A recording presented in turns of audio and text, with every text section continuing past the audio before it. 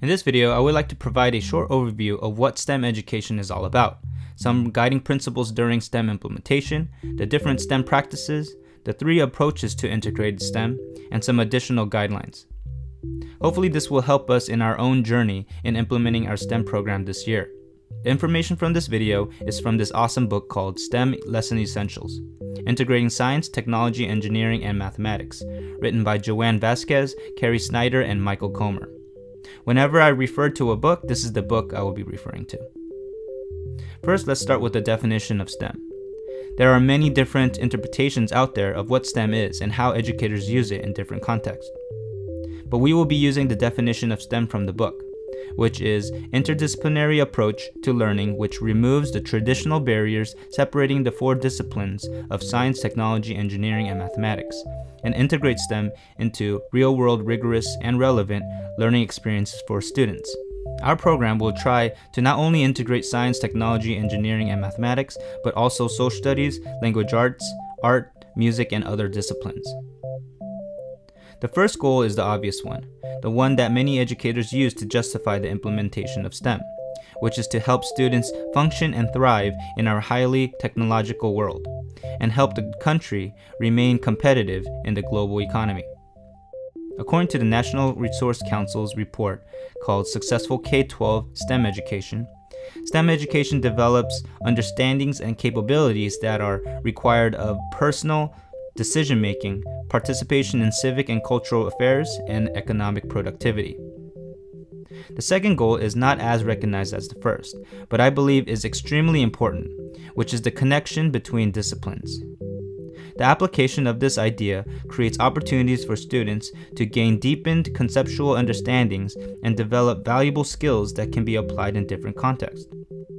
The integration of disciplines shows students that finding solutions to engaging and meaningful problems require the use of knowledge and skills from different disciplines, all working together, interconnected and intertwined.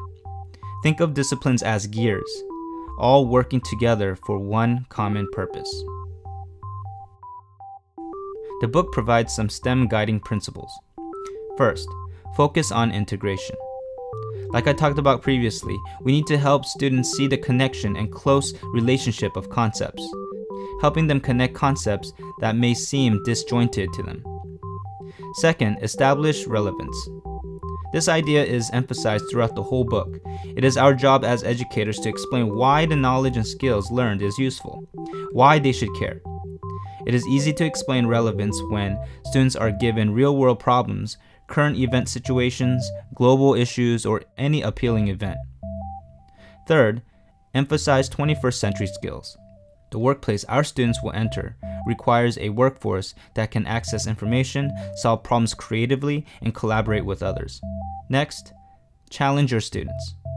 You want to give students challenges that are not so difficult that students give up, nor so easy that students find the work boring. Finally, mix it up. Provide learning opportunities that use problem-based approaches and project-based approaches. In problem-based approaches, students are given a problem to design creative solutions for. In project-based approaches, students are given choice in how to produce products or develop solutions that demonstrate their learning, as well as having a voice in the way they are evaluated. Now for the STEM practices. Here are the science and engineering practices from the next generation science standards. Asking questions and defining problems. Developing and using models. Planning and carrying out investigations. Analyzing and interpreting data. Using mathematics and computational thinking. Constructing explanations and designing solutions. Engaging in argument from evidence. And finally, obtaining, evaluating, and communicating information. Here are the mathematical practices that comes from the Common Core state standards. Make sense of problems and persevere in solving them. Reason abstractly and quantitatively. Construct viable arguments and critique the reasoning of others. Model with mathematics. Use appropriate tools strategically. Attend to precision. Look for and make use of structure. And finally, look for and express regularity and repeated reasoning. Finally, the book also provides 4 technology practices. But before I list these practices, I want to talk about the definition of technology. The term is usually used for anything that needs to be plugged in, especially a device that is computerized. However, the National Resource Council states that technology is any modification of the natural world made to fulfill human needs or desires. So a hammer or a pencil would be examples of technology. The book categorizes technologies into 6 groups that help students understand the world they live in. They are transportation, construction, electricity, medicine, food and water, and communication. So here are the technology practices. Practice 1. Become aware of the web of technological systems on which society depends. For this practice, help students to think more broadly about technology and emphasize how technologies created by humans are here to serve our needs and desires. Practice 2. Learn how to use new technologies as they become available. Help students learn how to use new technology, how to choose appropriate ones for a situation, and observe how others use technology. Practice 3. Recognize the role that technology plays in the advancement of science and engineering. Practice 4. Make informed decisions about technology given its relationship to society and the environment. When applying these practices, it is important as educators to model the use of words: technology, science, math, and engineering. Here are some examples. What have you learned about the technology of gears? How can we apply the science of motion for this roller coaster project? What is the appropriate math skill that we need to solve this problem? What will you engineer to help transport the items across the river? Moving on, now we will talk about the 3 approaches to integrated STEM: multidisciplinary integration or thematic integration, interdisciplinary integration, and transdisciplinary integration. Multidisciplinary integration or thematic integration is an approach that connects the individual disciplines by organizing the curriculum around a common theme, such as oceans, ecosystems, flight, or even pirates.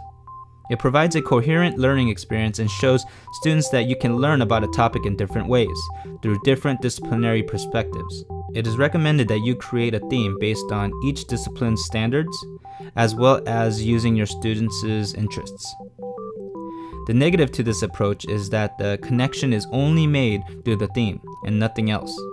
No learning goals are combined to create opportunities for deeper understandings. Next, we have interdisciplinary integration. Teachers organize the curriculum around common learning across disciplines. The learning goals from 2 disciplines are fused to form a single key concept or skill. The book provides an interdisciplinary unit example of a science teacher who wants his students to have a better concept of scale, the range of sizes of planets, and the distance between them in space. The math teacher offers to help by having students scale a model of the solar system by using the ratios they are learning in class. The learning goal of science focuses on the similarities and differences between planets, and the learning goal of math focuses on the ability to apply the use of ratios. Combining these learning goals forms a single key skill, which is to scale a model that helps students grasp the size of planets and the distance between planets in the solar system. This integration allows students to go past just learning about the surface features of planets, but instead get a deeper level of understanding of the solar system through size and distance scale. It is important to note that this approach is not entirely distinct from multidisciplinary integration. These 3 approaches differ in the degree of integration.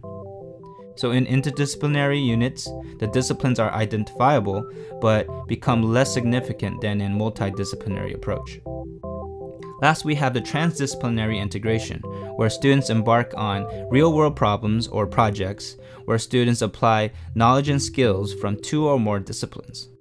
These problems and projects also need to be relevant to the students. Teachers should organize curriculum around student questions and concerns, listen to their ideas, and also observe their interests so that students can take ownership of their learning.